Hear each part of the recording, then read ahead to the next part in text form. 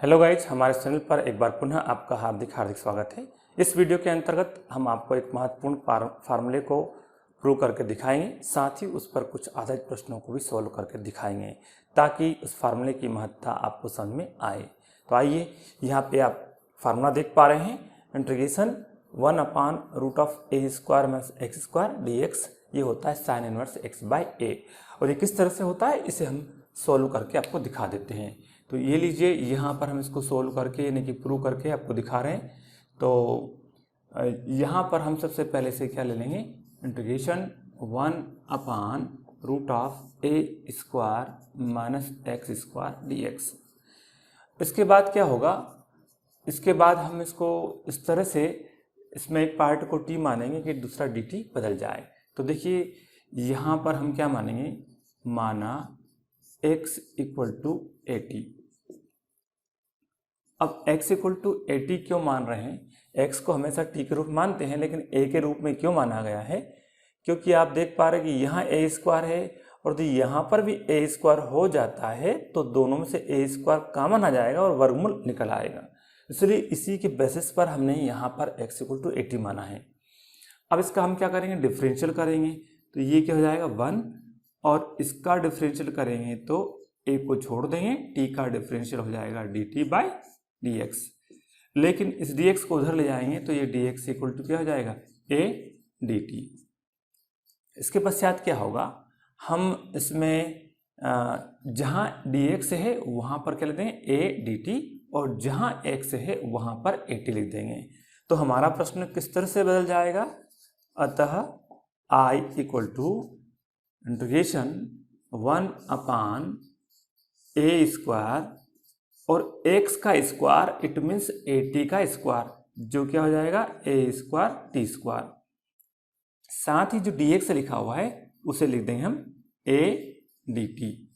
अब आगे क्या होता है, ये a dt हमने एज इट इज लिख दिया, a और dt, और यहाँ से इन दोनों में से a² कॉमन लेंगे और वो a² कॉमन आएगा तो यहाँ बच जाएगा √1 - t²। लेकिन जो a² जो यहाँ पर से कॉमन लेने पाया था उसका वर्गमूल लिख लेगा तो a हो जाएगा। अब a से a कैंसिल हो जाएगा तो हमारे पास क्या है, मैं इधर लिख दे रहा हूँ, हमारे पास क्या बचेगा, यहाँ पर अगले स्टेप में a से a कैंसिल हो गया तो हमारे पास बचता है 1/√1 - t² और dt। अब ये क्या होता है, ये हम पहले पढ़ चुके हैं। इसका इंटीग्रेशन क्या होता है, ये इसका इंटीग्रेशन होगा साइन इनवर्स t। तो साइन इनवर्स हम क्या लिख देंगे, t, और t जो है उसको हम कहाँ से निकालेंगे, t की वैल्यू, ये जो x = at से, तो t की वैल्यू निकालेंगे तो क्या जाएगा x/a। तो इस तरह से आप देख पा रहे हैं कि इस पार्ट का इंटीग्रेशन हमें क्या है, साइन इनवर्स x/a, और बेसिक रूप से हमने इसी का तो इंटीग्रेशन यहाँ पे किया है, तो ये साइन इनवर्स x/a प्राप्त हुआ है। तो इस तरह से ये हमारे लिए एक महत्वपूर्ण फार्मूला है जिसे हमें हमेशा के लिए ध्यान रखना है, क्योंकि इस पर आधारित प्रश्नों को हमें आगे चलकर हल करना है। तो आइए हम इस पर आधारित कुछ प्रश्नों को और आपको दिखा दें ताकि इसकी कॉन्सेप्ट आपकी क्लियर हो जाए। तो ये लीजिए, आपके सामने एक प्रश्न है और ये नवोदय मैथमेटिक्स की 7A.8 प्रश्नमाली का दूसरे का पहला प्रश्न है, जिसे हम सॉल्व करके आपको दिखाएंगे और इसमें इसी फार्मूले का यूज होगा। तो सबसे पहले हमें इस प्रश्न को स्टैंडर्ड फॉर्म में बदलना है। तो ज़्यादा कुछ यहाँ परेशानी नहीं होगी, क्योंकि देखा जाए तो उसी रूप में है, इसी रूप में यह है। देखो जरा ध्यान से देखेंगे तो x² भी इसमें है, dx भी है, या a² आया, तो यहाँ पर 36 है, इसे हम 6 का स्क्वायर लिख देंगे और फिर x² लिख देंगे और ये लिख देंगे dx। तो अब बेसिकली ये इसी रूप में बदल चुका है।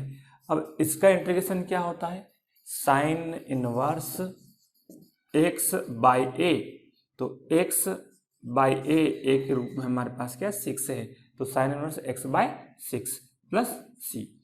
अब हमने यहाँ किस फार्मूले का यूज किया है, चाहे तो हम इसका यहाँ रेफरेंस दे सकते हैं, फिलहाल मैंने यहाँ फार्मूला लिखा इसलिए मुझे रेफरेंस देने की आवश्यकता नहीं है।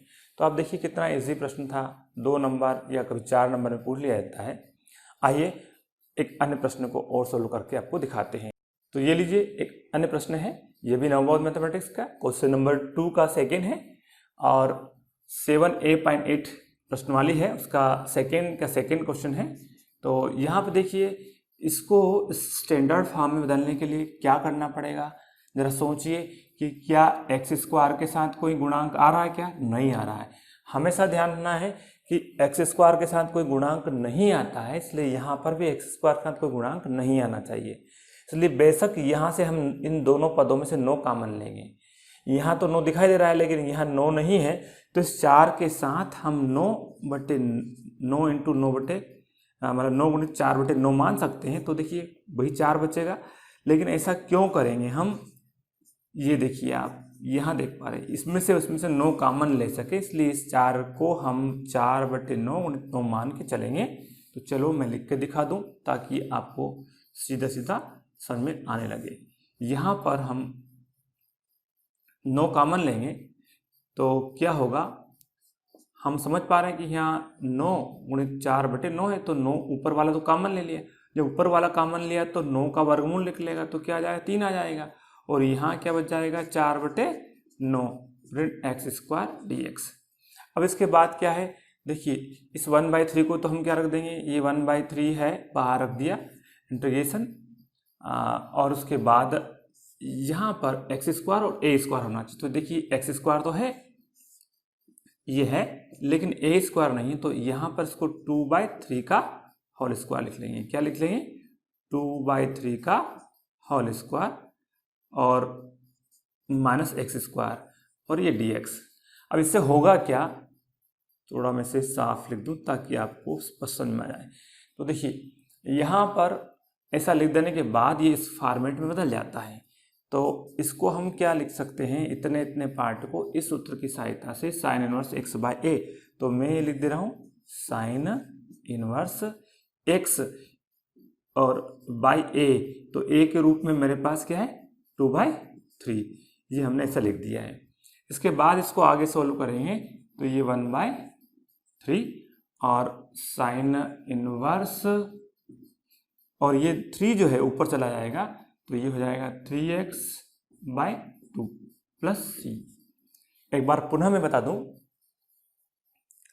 यहाँ पर एक्स स्क्वायर के साथ कोई गुणांक नहीं है, इसलिए हम यहाँ पर भी एक्स स्क्वायर के साथ कोई गुणांक नहीं रहना चाहिए, इसलिए 9 कॉमन लेंगे।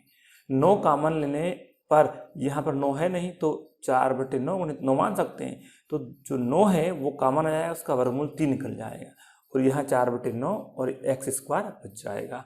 उसके बाद ये जो 3 है ये बटे में है, तो उसको हमने यहाँ बटे में बाहर रख दिया, और उसके बाद 4 बटे 9 को 2 बटे 3 का स्क्वायर लिख दिया, माइनस एक्स स्क्वायर लिख दिया।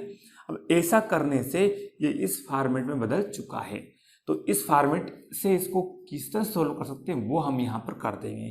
तो 1/3 साइन इनवर्स x बाय ए, तो x बाय ए के रूप में 2/3 है, लिख दिया। अगली बार 1/3 साइन इनवर्स, ये 3 ऊपर चला गया, 3x/2 प्लस c। तो इस तरह से आपने देखा कि इस फार्मूले की सहायता से हमने इसको सोल्व कर दिया है। और भी एक प्रश्न आपको करके दिखा देते हैं ताकि पूरी कॉन्सेप्ट आपके क्लियर हो जाए। तो ये लीजिए एक क्वेश्चन और आपके सामने है, इसको भी हम इसी फार्मूले की सहायता से प्रूव करेंगे।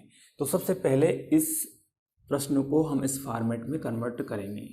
तो यहाँ पे आप क्या देख रहे हैं, वही बात आती है, एक्स स्क्वायर के साथ कोई गुणांक फार्मूले में है नहीं, तो इस प्रश्न के अंदर भी एक्स स्क्वायर के साथ कोई गुणांक नहीं होना चाहिए।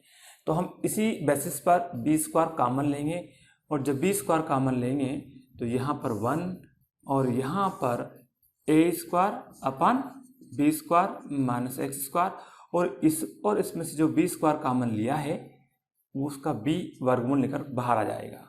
ये क्या किस तरह से किया है ध्यान देना, ये A square B square X square, इसके अपान में बी स्क्वायर और बी स्क्वायर हमने मान लिया, और ऐसा।